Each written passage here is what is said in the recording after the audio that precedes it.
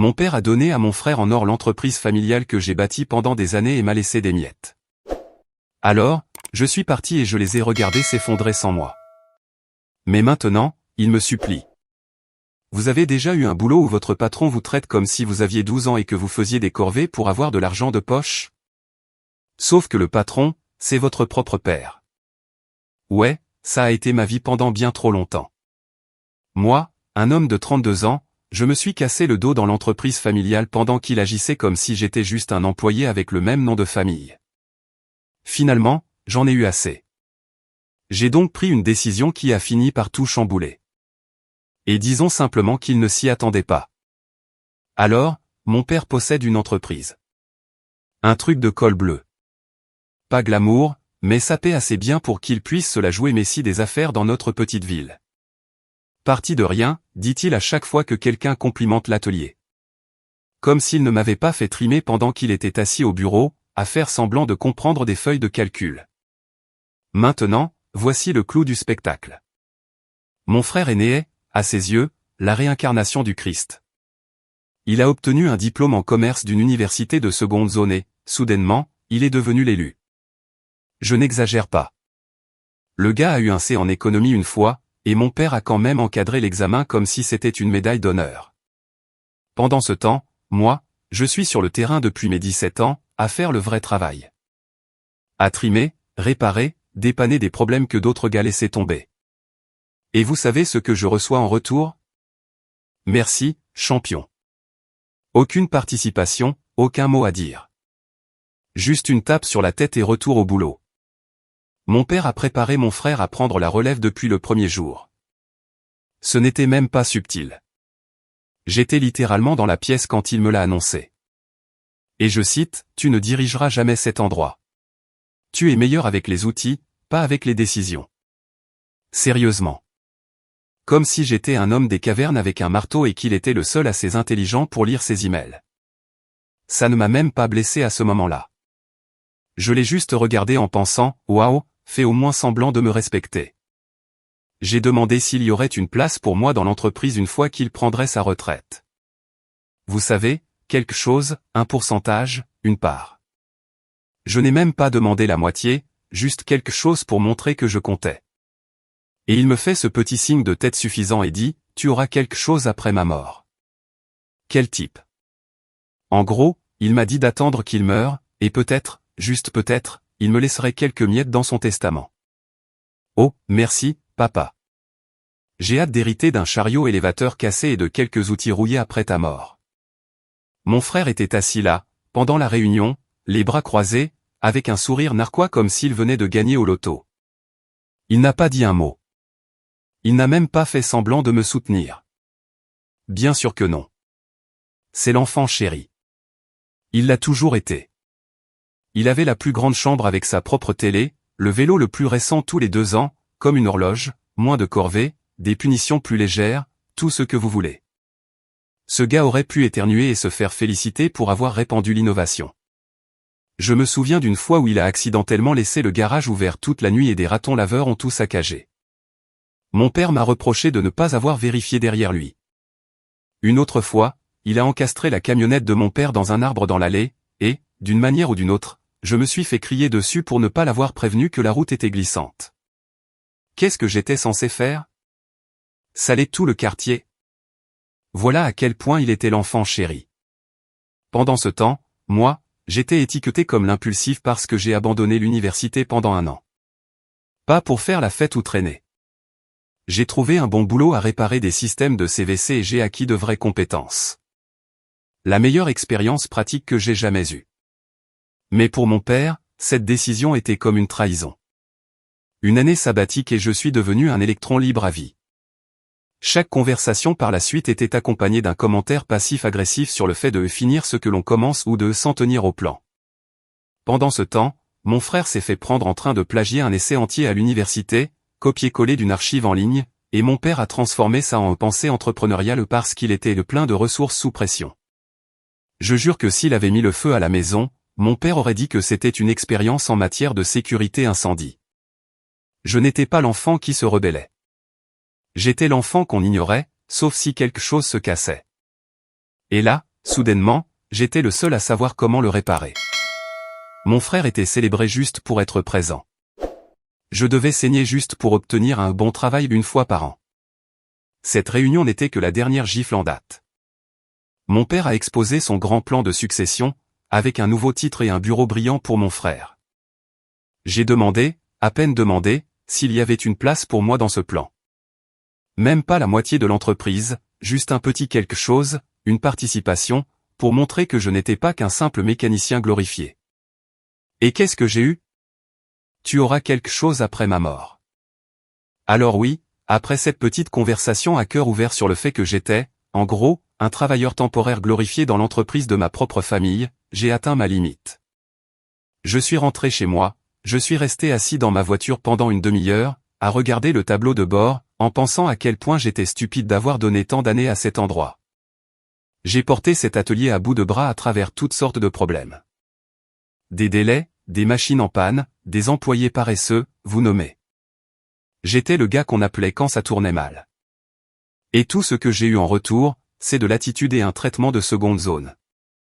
Le lendemain matin, j'ai tapé ma démission avec un préavis de 2 semaines. Pas de drame, pas de diatribe, juste un simple et net « j'ai fini ». Je l'ai remise à mon père pendant le déjeuner, comme si je déposais son pressigne. Il y a jeté un coup d'œil et a dit « C'est à propos de ce que j'ai dit hier ?» J'ai répondu « Non, juste le moment de passer à autre chose. » Et là, il me sort « D'accord, bonne chance, mais tu ne tiendras pas sans moi et ton frère. » J'ai souri, en fait. C'est ça qui m'a eu. Il le croyait vraiment, comme si j'allais m'écraser dès que je n'aurais plus sa micro-gestion constante ou mon frère pour tout gâcher à côté de moi. Pas de « es-tu sûr ?» Pas de « discutons-en ». Juste un petit trip d'ego bizarre et il s'est remis à mâcher son sandwich. Ça m'a tout dit. Je n'ai jamais été destiné à être autre chose que la clé de secours dans le tiroir. Sorti quand les choses se compliquaient, ignorer le reste du temps. Mais le fait qu'ils pensent que je ne pourrais pas survivre sans eux, mec, c'était presque plus drôle qu'insultant. Bref, j'ai continué à venir travailler normalement, même si chaque seconde me semblait être une blague. Mon frère m'a à peine adressé la parole de toute la semaine. Il a agi comme si j'étais invisible. Je pense qu'il s'imaginait que je reviendrais en rampant ou quelque chose comme ça. Puis, quelques jours plus tard, Jared, le représentant de notre plus gros client, passe et me demande si je peux m'occuper d'un projet la semaine suivante. Je lui dis, je ne peux pas. Je ne serai plus là. Il me regarde, confus, et me dit, attends, quoi? Alors, je lui explique que je pars. Je ne donne pas de détails, je dis juste que c'est personnel. Je ne veux pas paraître amer, même si j'étais prêt à crier dans un oreiller tous les soirs. Il a l'air stupéfait. Il me dit, tu es le seul gars qu'on demande. Ce que, oui, je savais. Il me demandait toujours, moi. Pas mon frère, pas le gars avec le diplôme, moi. Parce que je faisais le boulot. Il m'a demandé si j'avais un autre emploi en vue. Je lui ai répondu, non, pas encore. Et c'était vrai. Je pensais travailler en freelance un moment, ou juste faire une pause. Peu d'entreprises ont besoin de quelqu'un avec mes compétences, mais j'étais prêt à trouver une solution. Et ça aurait dû être la fin de l'histoire. Moi, partant discrètement, trouvant autre chose, passant à autre chose. Mais il s'avère que quelqu'un d'autre avait de plus grands projets pour moi. Le lendemain matin, j'arrive à l'atelier et mon père est assis à son bureau comme si de rien n'était. Il ne lève même pas les yeux.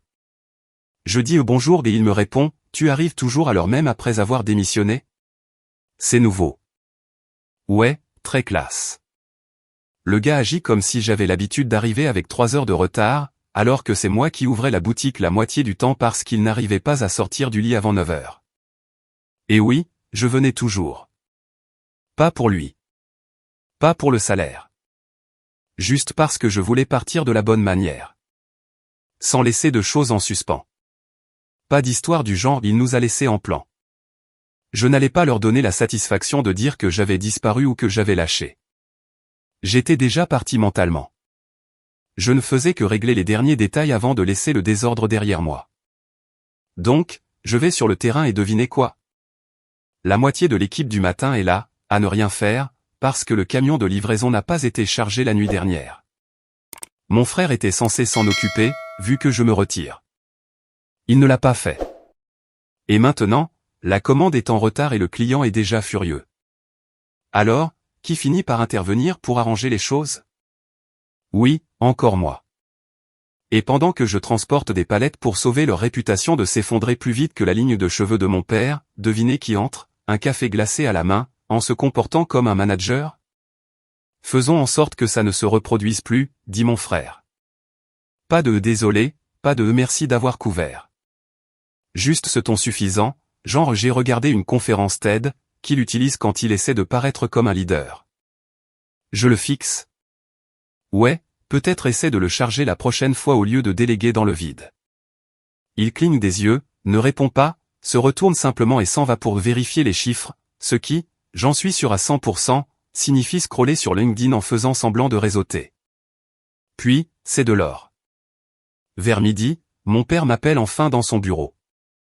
Le grand patron veut discuter, alors je m'assois, bras croisés, déjà prêt pour une tentative de culpabilisation. Il commence par « Alors, j'ai réfléchi à ta décision de partir, et je suis prêt à augmenter ton salaire. » Je lève un sourcil. Ah oui? Quelle est l'offre? 1,50 € de plus de l'heure, dit-il, très sérieusement. Il se penche en arrière comme s'il venait de m'offrir des actions de Tesla. J'ai ri, en fait. Je n'ai pas pu m'en empêcher. C'est tout ce que je vaux à tes yeux, après toutes ces années? Il fronce les sourcils comme si je venais de l'insulter. C'est un bon taux. La plupart des gens de ton âge ne gagnent pas autant. Mon frère, je ne suis pas la plupart des gens. Je suis celui que ton plus gros client demande spécifiquement. Je suis celui qui a formé la moitié de ton personnel. Je suis celui qui t'a fait passer pour un génie pendant que tu étais assis dans ton bureau à regarder de vieilles vidéos de restauration de voitures en faisant semblant de faire la paix. Je n'ai pas dit tout ça, évidemment. Je me suis juste levé, j'ai dit, je passe mon tour, et je suis sorti. Le jour suivant, c'est le chaos. Jared se pointe vers 10 heures, déjà l'air agacé. Je suppose qu'on lui a dit que l'installation était en bonne voie. Sauf que ce n'était pas le cas. Monsieur le frère lui avait donné une fausse mise à jour parce qu'il ne voulait pas admettre qu'il avait oublié de commander le matériel de montage. Du vrai travail de pro. Jared me repère de l'autre côté de l'atelier et fonce sur moi. Et, tu peux m'expliquer pourquoi rien n'est prêt pour le chantier Ventry? Je cligne des yeux. Tu devras demander au nouveau manager. Je ne suis plus qu'un spectateur maintenant. Il me regarde, puis regarde mon frère qui essaie de chercher le support de montage industriel sur son téléphone comme si personne ne le voyait. Alors, tu pars vraiment? Demande Jared, plus bas. Ouais, vendredi est mon dernier jour. Il hoche lentement la tête. Pour aller où? Je secoue la tête. Aucune idée. Je vais peut-être faire une pause. Cet homme a marqué une pause, comme s'il venait d'apprendre que son dentiste démissionnait en plein milieu d'un traitement de canal. Tu es la seule raison pour laquelle nous avons gardé le contrat aussi longtemps. Je dis ça comme ça. Ça m'a fait du bien. Je ne vais même pas mentir. Et c'est là que le retournement de situation est arrivé. Le patron de Jared, que je n'avais jamais rencontré auparavant, se présente. Un gars très sérieux, costume impeccable, presse-papier, toute l'ambiance. Il passe 10 minutes à observer le terrain, à vérifier l'équipement, puis il me prend à part. Ça vous dérange si je vous pose une question, dit-il.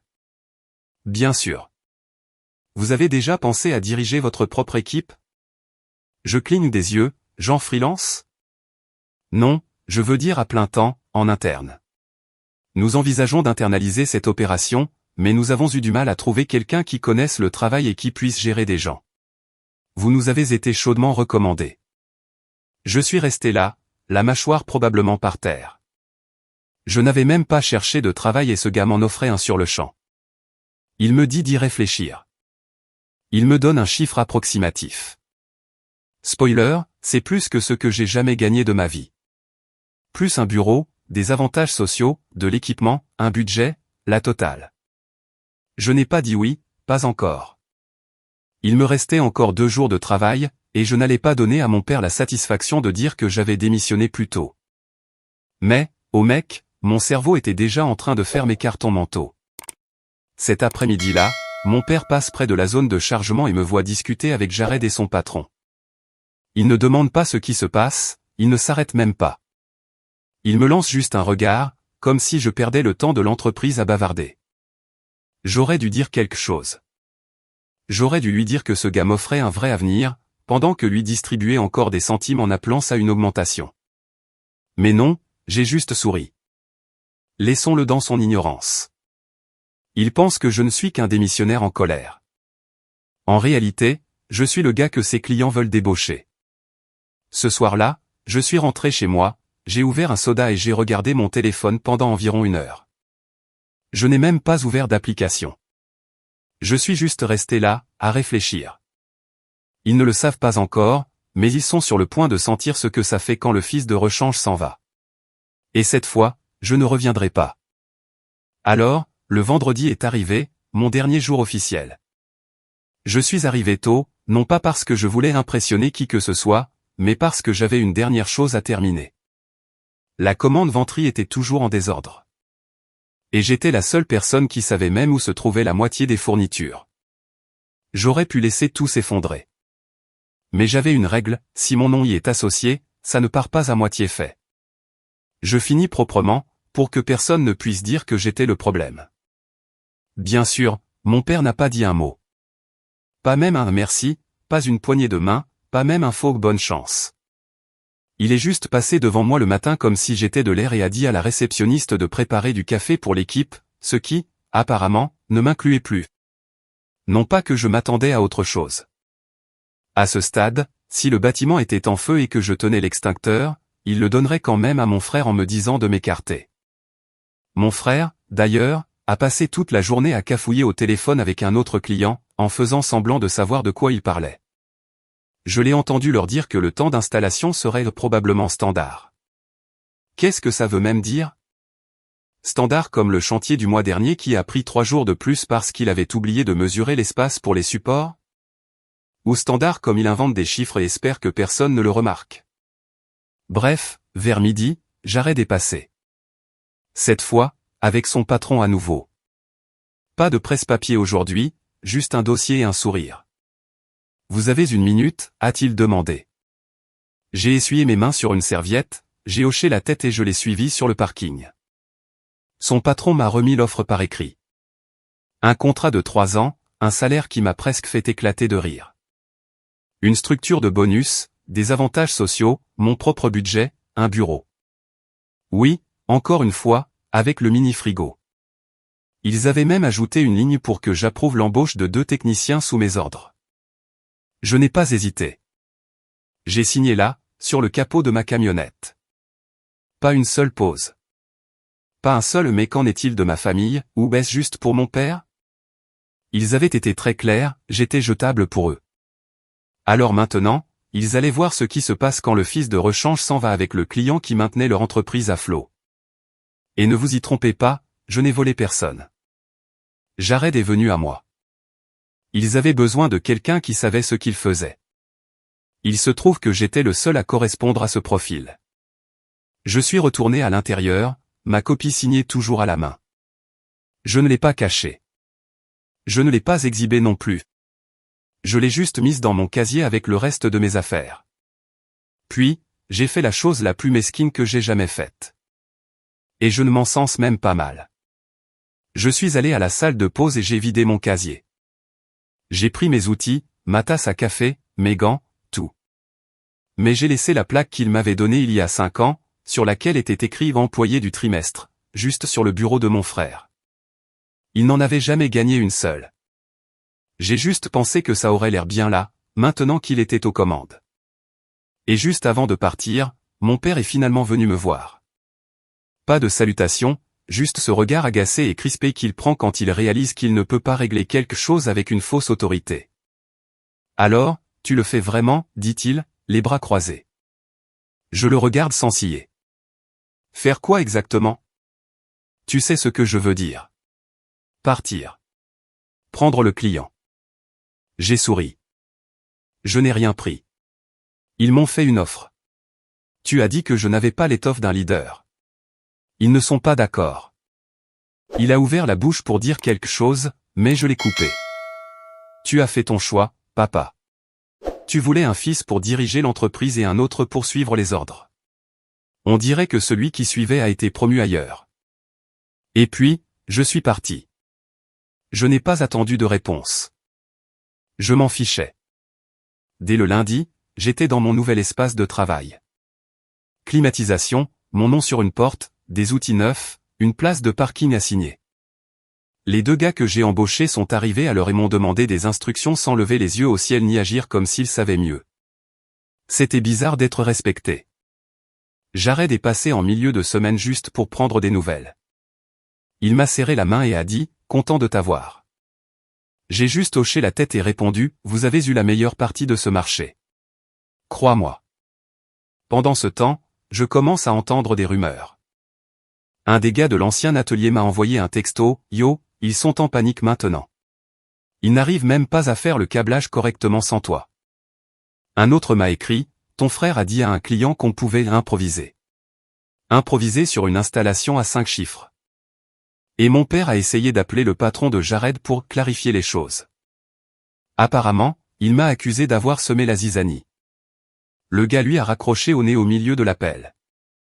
Ils se débattent, et moi, je suis là, les pieds sur le bureau, à examiner des commandes d'équipement comme si je dirigeais l'endroit, parce que maintenant, c'est le cas. La vengeance n'a pas eu besoin de cris, de procès ou de drame. Je suis juste parti, j'ai pris la pièce qu'ils n'ont jamais valorisée, et j'en ai fait la seule chose qu'ils ne pouvaient pas remplacer. Et non, je ne me sens pas mal. Ils ont fait les règles. J'ai juste appris à mieux y jouer. Moins d'une semaine après avoir commencé mon nouveau travail, je reçois un message LinkedIn de Randy. C'est l'un des techniciens de chez mon père. Pas quelqu'un dont je m'attendais à avoir des nouvelles, sauf si un chariot élévateur lui avait roulé sur le pied. Son message disait juste, mec, tu ne croirais jamais ce qui se passe ici. Je réponds, et c'est moi. 10 minutes plus tard, il envoie un pavé de texte. Il s'avère que 2 autres clients se sont retirés. Pas à cause de moi, ne vous méprenez pas, mais parce que le Golden Boy a oublié d'envoyer un devis de suivi à l'un d'eux et a complètement mal interprété les spécifications pour un autre chantier. Ils sont arrivés avec le mauvais équipement. Le client les a littéralement virés du site. Oh, et cette livraison en retard de la semaine dernière, celle de Ventry, pour laquelle je les avais dépannés avant de partir. Ils l'ont livrée sans les supports de montage, parce que mon frère a supposé que le client les aurait déjà installés. Mon frère, c'est le travail de ton entreprise de les installer. C'est tout l'objet du contrat. Ils ont dû offrir la prestation, ont perdu de l'argent, et apparemment, cela a incité un de leurs clients de secours à commencer à chercher ailleurs, juste au cas où. La meilleure partie, c'est que mon père a essayé de faire croire que j'avais saboté quelque chose. Il a dit à l'équipe que quelqu'un avait dû trafiquer les fichiers de commande avant de partir. Du vrai travail de détective, Sherlock. Non. Je n'ai rien touché. Ton Golden Boy ne sait juste pas comment cocher une liste de contrôle. Pendant ce temps, à mon nouveau travail, c'est le paradis. Je n'exagère même pas. Ma chaise de bureau s'incline. La climatisation fonctionne. Le café est gratuit et n'a pas le goût de pneus brûlés. J'ai 2 gars sous mes ordres, Sam et Hector, qui écoutent vraiment. Et l'un d'eux travaillait auparavant dans une entreprise concurrente. Nous avançons si vite sur notre premier projet que le client a avancé notre date limite, pas reculé. Ils étaient tellement impressionnés. Alors, pendant que j'accumule les victoires, l'entreprise de mon père se vide de son sang. Et puis, la chose la plus folle est arrivée. Vendredi, je reçois un appel d'un numéro que je ne reconnais pas. Normalement, je ne réponds pas aux inconnus, mais j'étais entre 2 tâches et d'humeur audacieuse. C'est mon oncle, le frère aîné de mon père, celui qui avait co-signé le prêt de l'entreprise il y a des années, lors de leur expansion. Il est calme, mais je sens que quelque chose cloche. Il me dit, « j'ai entendu ce qui s'est passé avec ton départ. Je voulais juste te dire, bien joué. » Je cligne des yeux. « Attends, quoi ?» Il dit, « Ton père ne t'a jamais donné le crédit pour quoi que ce soit. » C'était évident pour nous tous. Mon frère, c'est la première fois que quelqu'un dans la famille dit ça à voix haute. Il me raconte qu'il a été entraîné dans une réunion plus tôt cette semaine, où mon père a pratiquement essayé de mendier de l'aide, une aide financière. Il dit qu'ils ont perdu 3 clients et que les flux de trésorerie sont perturbés. En langage humain normal, ils sont fauchés. Mon oncle a dit qu'il leur avait dit sans détour, c'est ce qui arrive quand on construit toute une opération autour d'un enfant et qu'on ignore celui qui fait le travail. BIM. Il a même demandé si j'avais besoin d'aide pour mettre en place des services supplémentaires de mon côté, comme peut-être ouvrir un deuxième emplacement plus tard. Un revirement total. Le gars était prêt à me soutenir maintenant. Je l'ai remercié et je lui ai dit que j'allais bien pour le moment. Mais oui, cet appel m'a marqué. Bref, revenons à la tempête. Ce lundi-là, je reçois un autre message. Cette fois de Léna, la réceptionniste de l'entreprise de mon père. Elle démissionne. Elle veut savoir si j'embauche. Apparemment, mon frère a essayé de lui faire porter le chapeau pour l'une des pertes de clients. Elle a découvert qu'il avait dit au client qu'elle avait oublié de confirmer la livraison, alors que c'est lui qui avait supprimé le fil de discussion par accident. Il a même essayé de lui proposer un avertissement écrit pour étouffer l'affaire. Alors, maintenant, ils ont un employé de moins. Et puis, le rebondissement de tous les rebondissements est arrivé. Je reçois un texto de Jared. Il m'envoie une capture d'écran. C'est un email de mon père au patron de Jared, et c'est fou. Il m'accuse de débaucher le client, dit que j'ai utilisé un accès interne pour manipuler les relations avec les clients, et termine en exigeant une compensation pour la perte de revenus due à une faute professionnelle de l'employé. J'ai failli laisser tomber mon téléphone en riant. Premièrement, je n'ai rien débauché du tout. Ils sont venus à moi. Deuxièmement, rien n'était sournois. À moins que d'être meilleur à son travail que son remplaçant ne soit un crime maintenant. J'ai appelé Jared immédiatement. Il décroche en riant. Mec, ne t'inquiète pas. Mon patron a lu ça, a secoué la tête et l'a signalé. Tu es tranquille. J'ai dit, il a vraiment écrit ça sans sourciller. Apparemment, il a même mis ton frère en copie. Comme si ça rendait la chose plus légitime. Puis, Jared m'a sorti le coup de grâce. Mon patron a répondu par une seule phrase. Nous ne négocions pas avec l'incompétence. Je n'invente rien. C'était glorieux. Mercredi, Randy me dit qu'ils ont officiellement commencé les licenciements. Des licenciements discrets, pour ne pas déclencher la panique. Les 2 premiers gars partis étaient de l'équipe d'installation. L'un d'eux était le gars qui avait formé mon frère. L'ironie est poétique. Je devrais ressentir quelque chose, non? De la tristesse, peut-être? De la culpabilité? Non. Pas une goutte. Ils m'ont fait me sentir petit. Invisible. Remplaçable. Maintenant, ce sont eux qui se font remplacer. Et je n'ai même pas transpiré. Ça ne s'est pas arrêté là. Les nouvelles ont continué à pleuvoir, et pas au compte-gouttes. Ça tombait comme une enclume. J'étais en train de passer une commande de fourniture quand Jared a frappé à la porte de mon bureau, son téléphone à la main. Il avait ce demi-sourire, comme s'il venait de lire quelque chose de croustillant. « Tu vas vouloir voir ça », dit-il. Il me tend son téléphone. C'est une chaîne de mails transférés, entre un sous-traitant local et quelques clients qui travaillaient avec l'entreprise de mon père. Le sous-traitant avait mis mon père et mon frère en copie, et maintenant, leur entreprise était signalée pour fraude. Apparemment, mon génie de frère avait envoyé des factures mises à jour avec des tarifs ajustés, sauf que ce n'étaient pas des tarifs approuvés. Il avait majoré certains travaux de 20 à 30% et gonflé les heures pour compenser les pertes après mon départ.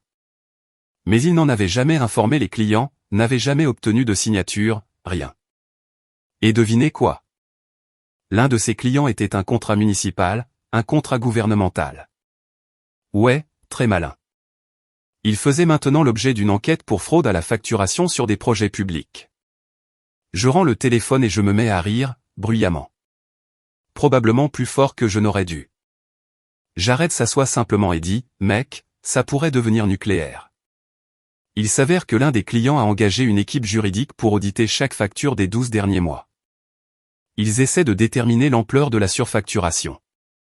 Et comme la plupart des faits se sont produits après mon départ, c'est entièrement l'œuvre du Golden Boy. Mais ce n'est même pas le pire. Plus tard dans l'après-midi, je reçois un appel d'Adam, le nouveau réceptionniste de l'atelier. Il a l'air paniqué. Il me dit que le fisc s'est pointé ce matin-là, genre la visite complète, avec badge, documents, questions. Il voulait parler à mon père de rapports financiers incohérents. J'ai failli lâcher mon téléphone. Apparemment, mon père avait fait plus que simplement mal gérer l'argent. Il faisait transiter des paiements entre des sociétés écrans, certaines au nom de ma mère. Elle est décédée il y a 6 ans, au fait. Et il retardait tellement le paiement des charges sociales que cela a déclenché un audit complet. Et mon frère, selon Adam, a essayé de la jouer cool. Il a dit, « Oh, c'est probablement juste un contrôle de routine. » Ouais, les visites de routine du fisc se font avec 2 agents, un avocat et un presse-papier assez épais pour tuer un raton laveur. Adam a dit qu'il avait démissionné sur le champ. Il ne s'est même pas déconnecté de sa messagerie.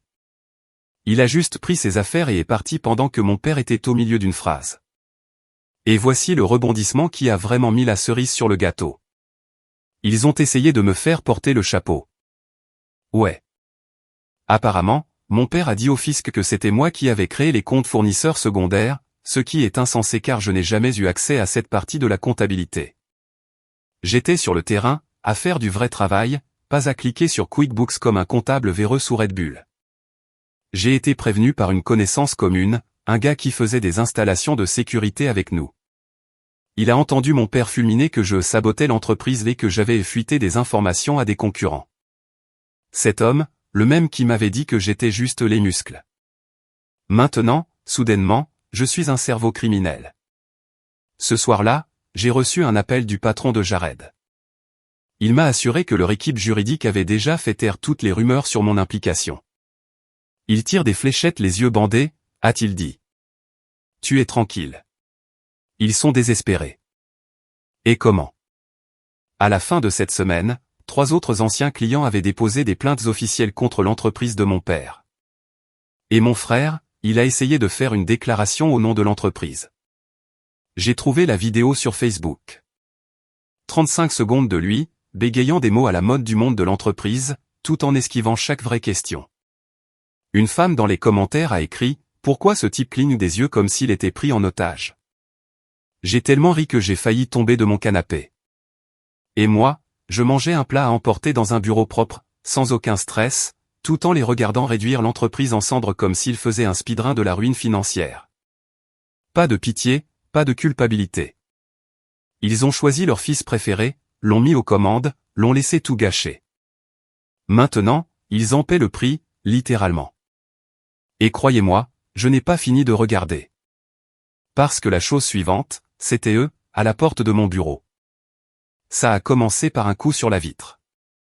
J'étais dans mon bureau, en train d'examiner les estimations de la chaîne d'approvisionnement pour le trimestre, sirotant un café qui n'avait pas le goût d'être filtré par le regret. J'ai levé les yeux et ils étaient là, mon père et mon frère, debout juste devant les portes principales de mon immeuble, avec ce mélange étrange d'essayer de paraître professionnel et de se contenir à peine. Je n'ai pas bougé. Je les ai observés à travers la vitre, comme 2 chiens errants qui seraient entrés dans un steakhouse. Mon frère avait l'air agité, transpirant même s'il faisait à peine 20 degrés. Mon père avait ce faux visage calme, celui qu'il utilisait chaque fois qu'il était sur le point de mentir effrontément. J'ai pris une autre gorgée. Puis je me suis levé, je les ai fait entrer par la réception et je me suis penché en arrière dans mon fauteuil, comme si je n'allais pas regarder un épisode en direct de leur chute. Ils sont entrés, maladroits, comme des collégiens qui se trompent de salle de classe. Bel endroit, a dit mon père, les yeux balayant la pièce. Je n'ai pas répondu, j'ai juste regardé. Laissant le silence faire son travail. Nous espérions pouvoir te parler, a-t-il ajouté en s'éclaircissant la gorge. Asseyez-vous, ai-je dit, en désignant les chaises en face de mon bureau. Ils se sont assis. Il y a eu un silence pendant une seconde, puis mon frère a parlé le premier, bien sûr. Écoute, on sait que les choses ont dérapé. Des erreurs ont été commises, mais nous essayons d'aller de l'avant. Table rase. J'ai failli rire. Des erreurs? Je me suis penché en avant. Tu veux parler de l'enquête pour fraude? Des fausses factures, des sociétés écrans, ou de la partie où vous avez essayé de me faire porter le chapeau? Mon père a grincé des dents. Mon frère a tressailli. D'accord, a dit mon père en levant la main. J'avoue que nous étions dans une mauvaise passe, mais nous pensions pouvoir gérer la situation, et puis les choses se sont envenimées plus vite que prévu. Je l'ai regardé fixement. Cet homme qui m'avait dit un jour de rester à ma place, qui avait dit que je n'étais pas fait pour diriger, maintenant assis en face de moi, le manteau froissé, le visage pâle, les yeux suppliants. Vous ne gérez rien du tout, ai-je dit. Votre entreprise est sous le coup d'une enquête. Vos comptes sont gelés. Votre équipement est obsolète. Et tous les bons travailleurs que vous aviez sont soit ici, soit partis. Silence. Nous essayons d'éviter la faillite, a finalement dit mon frère. Nous espérions que tu envisagerais peut-être de nous aider. C'est là que j'ai souri. Un sourire lent, régulier, pas très gentil. Aider comment? Mon père s'est redressé comme s'il avait répété ça. Nous sommes prêts à t'offrir une part de l'entreprise. Un vrai partenariat, même une participation majoritaire si tu veux. Ma mâchoire s'est crispée, non pas parce que j'étais en colère, mais parce que je retenais un rire. Laissez-moi voir si j'ai bien compris, ai-je dit. Vous m'offrez le contrôle d'une entreprise qui est à quelques semaines de la fermeture. Qui fait l'objet d'une enquête pour fraude. Qui perd des clients à toute vitesse. Et maintenant, après tout ça, vous voulez me passer le volant en faisant comme si c'était un cadeau? Mon frère s'est tortillé sur sa chaise. Tu es notre seule chance, a-t-il marmonné. J'ai laissé ça en suspens pendant une seconde. Tu te souviens de ce que tu m'as dit, ai-je demandé à mon père. Quand j'ai demandé une participation dans l'entreprise il y a 1 an. Il a baissé les yeux. Tu as dit que j'aurais quelque chose après ta mort, ai-je dit.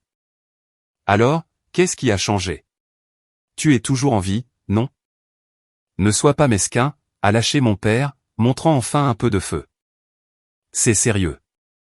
Je me suis levé lentement, je suis allé à la fenêtre, j'ai regardé le parking, les lignes nettes, l'équipe organisée qui travaillait en bas.